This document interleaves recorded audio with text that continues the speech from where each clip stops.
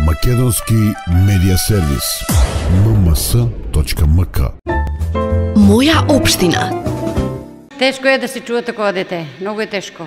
Треба го дадеш да јаде, да го избарнаш, да го чуваш, да пази, да не запали нешто се. Нема кој да го пази. И затоа тука е порно што ги донесува в Каменица.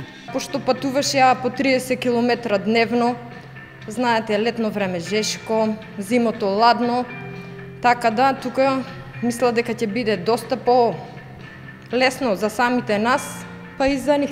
Ова се маките на родителите чии деца се со посебни потреби. За среќа, овие луѓе од Македонска Каменица добиваат олеснување, затоа што се отвори дневен центар каде нивните најмили ќе бидат згрижени.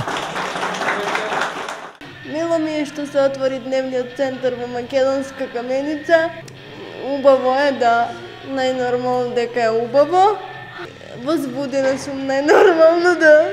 Значи се работи за дневен центар за лица со посебни потребни, така да центарот ќе биде отворен од 7 до 17 часот, во кој ќе можат лицата да го посетуваат. Се планира, значи, едукативни активности за малите, односно за лицата до 18 години и работни активности за лицата над 18 години кои ќе се одвиваат понатаму со самата работа на дневниот центар.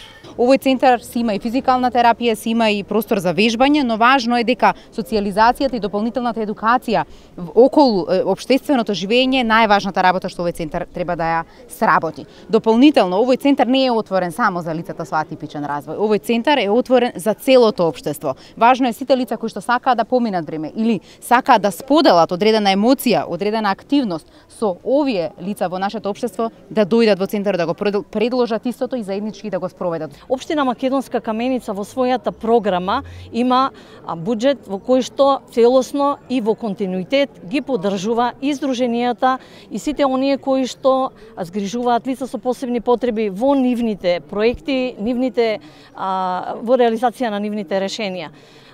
Така ќе продолжиме и понатаму.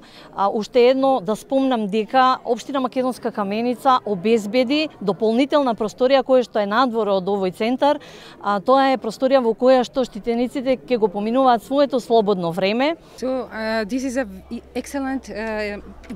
Ова е еден добар пример како со малку средства може да се постигнат големи резултати.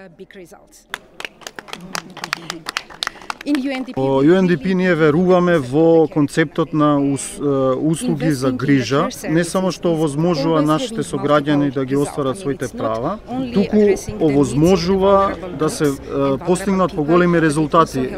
Примерот на добра соработка помеѓу жените. Моја општина. Македонски медиа сервис.